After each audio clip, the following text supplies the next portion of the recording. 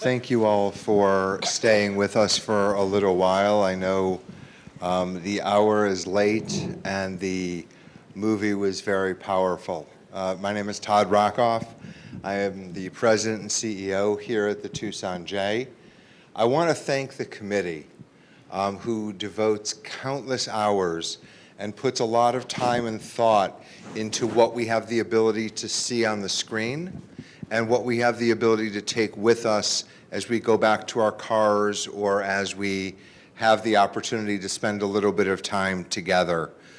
Tonight was a wonderful start to this year's festival with a very powerful story that had a lot of different layers to it. I'm honored to be here tonight with Dora and Diego. I'm going to ask each of you to, actually Dora, if you will, share a little bit about what Casa Alitas does and the work that you do each and every day, and thank you again for being here with us. Hi, my name is Dora Rodriguez, and I think I'll put that question to Diego because he is pretty much the one involved with Casa Alitas. And we do partnership. We do a lot of work together and a lot of wonderful people here that has been the face of humanity and beauty at that welcoming center. Wonderful. And he's one of them, of course. No. I think there's multiple organizations, I think, to talk about here, so maybe giving a little background of what each of us does, a bio. So I'm Diego Peña Lopez. I work with, up in New York City with Cherokee Federal, helping resettle the migrants, asylum seekers who have arrived here on the southern border to across the United States to New York in the upstate, as well as the city. I used to be the director of Casa Alitas, working also with Kaleidoscope with a few ladies up here in the front, where we provide clothing and other services and materials out of St. Mark's Presbyterian Church, just a little down the street of resources, as well as with SAMU in Nogales as they're receiving asylum seekers as they're crossing the border. And then Dora? So I am director of a nonprofit organization in Tucson, Arizona. There's been around for about 11 years now. And we are binational. We provide services to people who is seeking asylum, or they're migrants, or they are people who are staying in our community and calling Tucson their home. So we are here to support them from clothing. The beautiful people here from Casa Alitas, Peggy and all her crew, does provide clothing to people who arrive to this country with nothing, pretty much with nothing in their bag. So we do a lot of, community-oriented programs as well with the children. They are asylum seekers also with their families. We had a summer camp. They were successful. In 110 degrees, playing in the water parks. So the kids, we're emerging the kids to this program, to this community, to fall in love with Tucson, which I did as myself, a refugee. Wonderful, and I think what you're seeing here is the transition from what we saw on the screen and the story to a little bit of what's happening here in our community. Can you clarify something for us? Help us understand the difference between immigrants and asylum seekers, or is there a difference? Because we use those words, and I think it'll be helpful for all of us to understand. So for us in the field, when we are out there in the desert in Arizona, helping people who is migrating, they don't want to be detected by the authorities because they should have a case of asylum. They should have a case of protection. Poverty and climate change should be one of them, but it's not considered in the 5 criteria of asylum. So they have to go through the desert and risk their lives. So we call them migrants. Those are people that don't want to be present to the load. And then we have asylum seekers who are presenting to the authorities for the opportunity to tell their story, for the opportunity for them to listen to them, and for proof that they are fleeing, just like our friend in this incredible film did. They're running for their life. They're running because if they go back, they will be killed. And so that is the difference, And I'll Diego, also please. throw into the refugee as well. So a refugee typically spends time in a camp or another space before moving into the country. So refugee resettlement services that we typically see. So those are the three primary areas that people are coming into the country. Great, thanks. Before the next couple of questions, I just want to frame something. I want to share a little bit about the statistics of the Ethiopian community in Israel.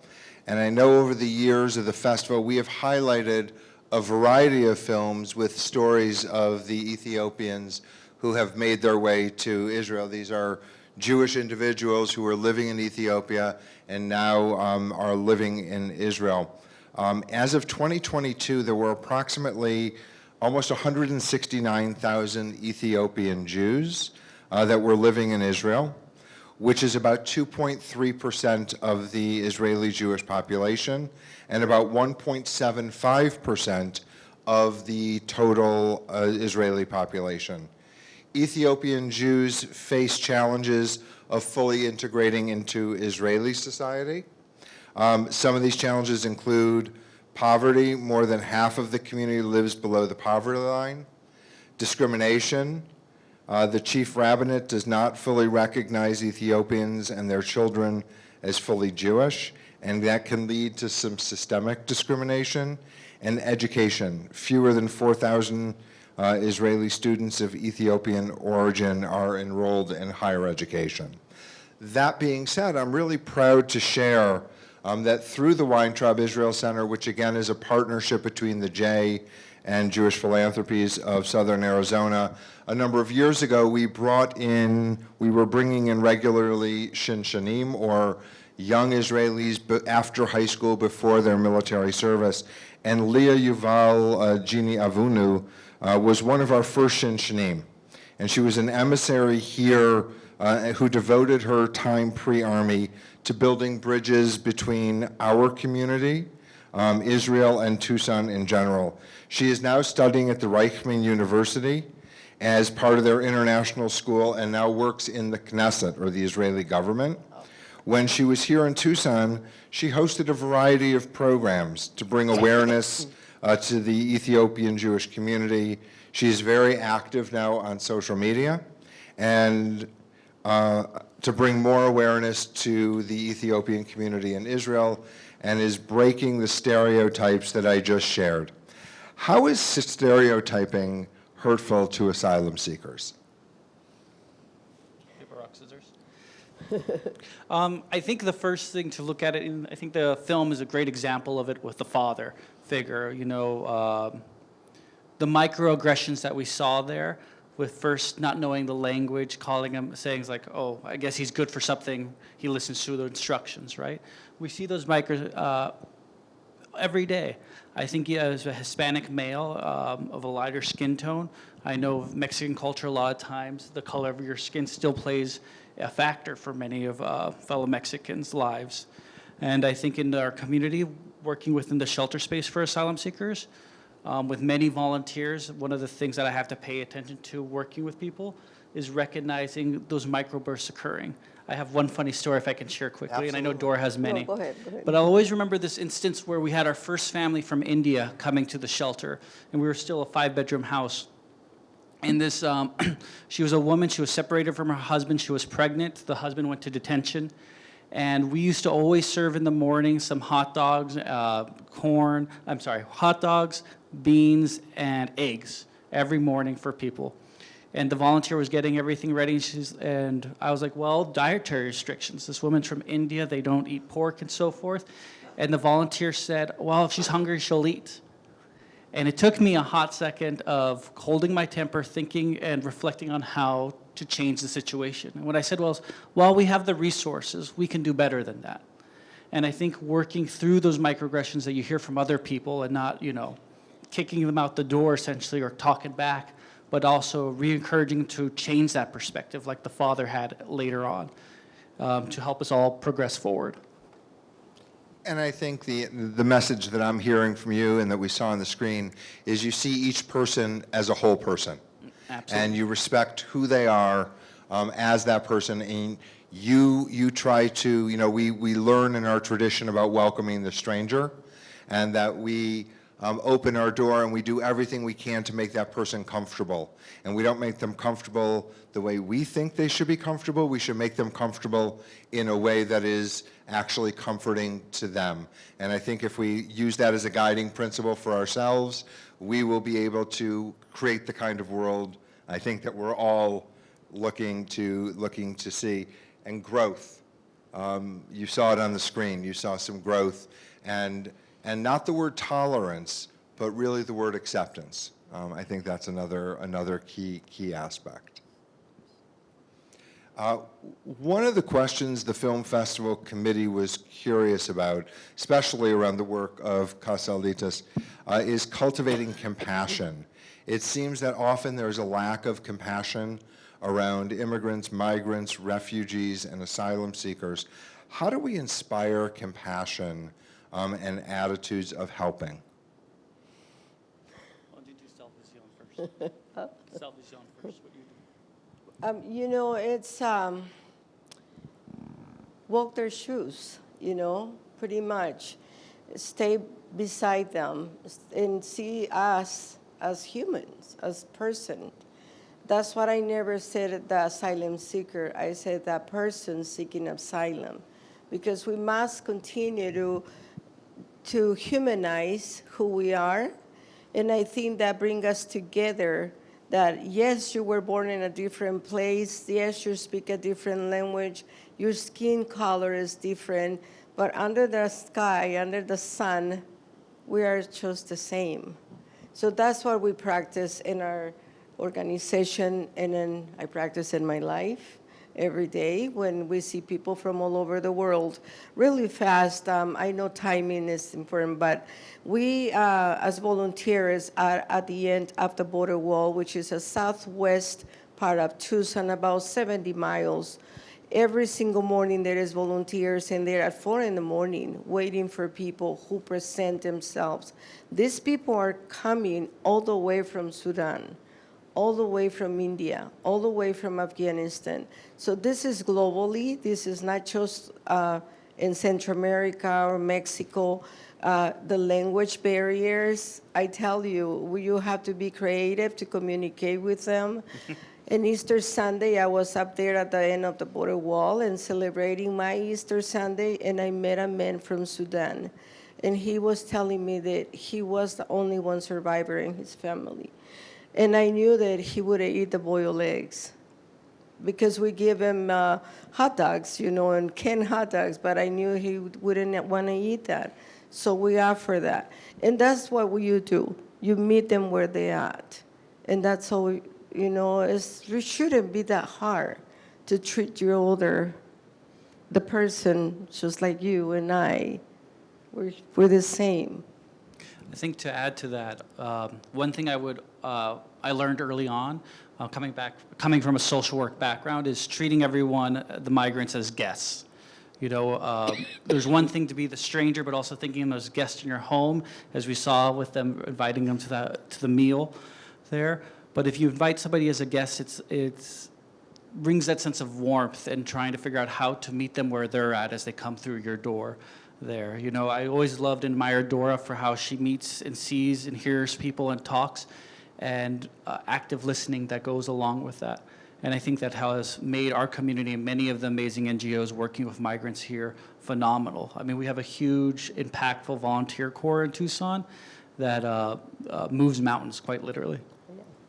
Well, it's really remarkable, and the ability to, as Dora said, in her work and in her life, we should be our authentic selves, and how we want to be treated and treat others in every aspect of our lives is how we should behave. And there shouldn't be a difference from 9 to 5 as from 5 to 9. So always make sure that you're paying attention to not only how you want to be treated, but how you're going to treat others. I'm going to ask one last question, because I know the hour is late, and we want everyone to be able to go out into the lovely freezing cold weather again. It's bedtime. So if I were to ask you the open-ended question, when I watched this film, I felt, How would you answer that as we close up tonight? I felt that it's our life here in Arizona. Everything that happened in the film is what's happening in our borderlands. Family separations, discrimination, chasing people, the organized crime, making their business with human lives, everything in that film brought home. So I felt thankful for the beautiful way they put this film and brought hope. You know that yes, it is people that will stay with you, and I tell you we are in the 300 West Congress every Wednesday. There's court hearings, and if you want to go and support someone who's going through a court hearing alone, it is a good place to go and visit and listen and be there for that person. I wish for so many of our cases, because asylum is a really, really hard case, very hard to get in this country. I would say 10% of the cases maybe win. And but if the support shows up, magic happen. Because it really, the judges, the prosecutors, you know, the lawyers, everybody know that that person is not alone. So that film is beautiful. Thank you. Diego? I'm going to build off of what Dora said there. The parallels are unmistakable, but I also reflect on this is the second time watching it. The police officer with his, talking about his son, getting him the toy sword, and how many times he froze up. And that being frozen in that moment, you know, seeing first time the kid playing with it at the airport, and then the second time seeing that the black child playing with it, and you can see that that man was brought back to thinking about his son in that moment, and seeing maybe the parallels of a child love. And then going off of Alan to the brother, you know, it was just the luck of the draw that his brother didn't die in that situation. And how many Allens are there in the world every day? The layers of this film are many. Over the next couple of weeks, you will see depth on the screen, and you will have the ability to take something with you, to talk with your friends. The Film Festival Committee does a remarkable job at the width and depth of films that we have the opportunity to see. We will see films in English, films in subtitles, but most of all, what we will see is humanity. And tonight on the screen, we saw a love story. We saw a complicated situation. We saw hope. We felt sadness. We felt emotion. That's what film should do for us. That's what the Tucson J International Film Festival sets out to do. And tonight was a wonderful beginning, and I was honored to sit here on stage with both of you and to hear of the wonderful work that's happening in our community. And I encourage you to be a part of it in whatever way you are able. I thank you all for coming tonight. Have a safe drive home.